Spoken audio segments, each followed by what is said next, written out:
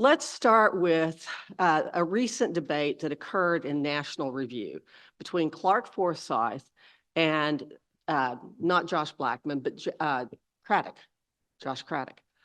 And the question was, is personhood the right next battle for the pro-life movement? When we took this case up on appeal, the trial court, as Michelle said, had declined to answer whether or not unborn children could ever have a guardian ad litem or a legal representative.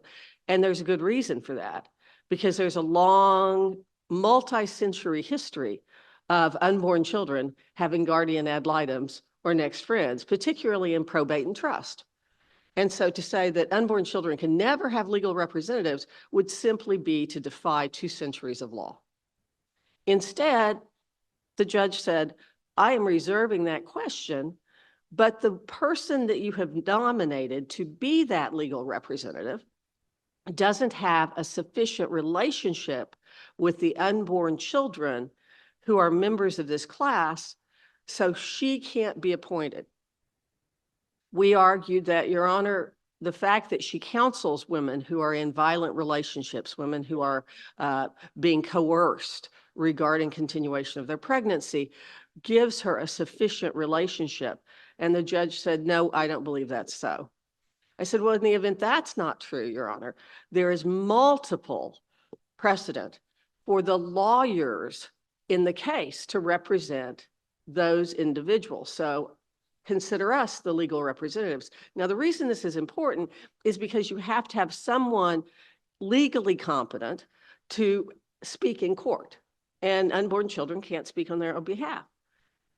By avoiding appointing anyone, what the court essentially did is say that children, their right to plead for their lives before the court is conditioned upon the court being willing to grant them a representative.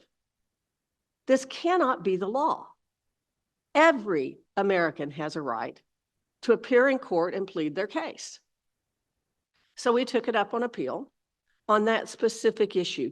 Was a special relationship under these circumstances required? And if so, had we adequately established it? The New York Attorney General changed the question, which was a very interesting move on their part. He changed the question in that she came back, Letitia James came back and said, whether there's enough of a relationship or not is irrelevant, because they're not constitutional persons, so they can't make constitutional claims. Now, the law students in the room will remember that one of the holdings in Roe versus Wade was, in fact, can unborn children be considered constitutional persons for purposes of the 14th Amendment? And so the entire defense of the appeal on the part of New York was that Roe said they're not constitutional persons, and therefore you're not obligated to appoint a representative. They can't make these claims, and so we're done. What's interesting is that, of course, Dobbs overruled Roe in toto. The concurring opinion by Chief Justice Roberts basically pleaded with the majority, please don't do that, just overrule it partially. Let's do this gradually. Let's be very careful.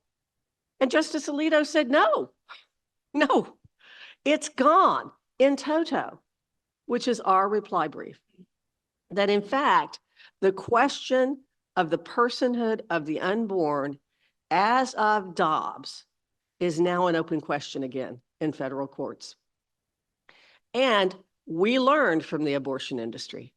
Our complaint ran 120 pages and had expert declarations that were attached that established the biological identity of these unborn children as human beings and in being, which were the requirements of a U.S. Supreme Court just 5 years before Roe versus Wade, when the question was whether or not illegitimate children in Virginia had a right to inherit.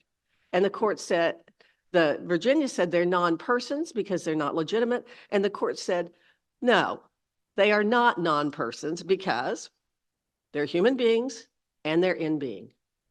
We meet that qualification. Is the court ready in the Second Circuit to give us a ruling that our tiny, tiny clients are in fact constitutional persons for the 14th Amendment? We pray they are.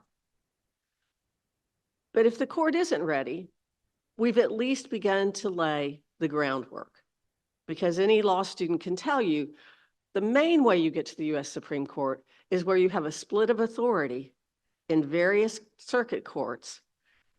And I think the Fifth Circuit's our next stop if we need to get that split of authority. Thank you.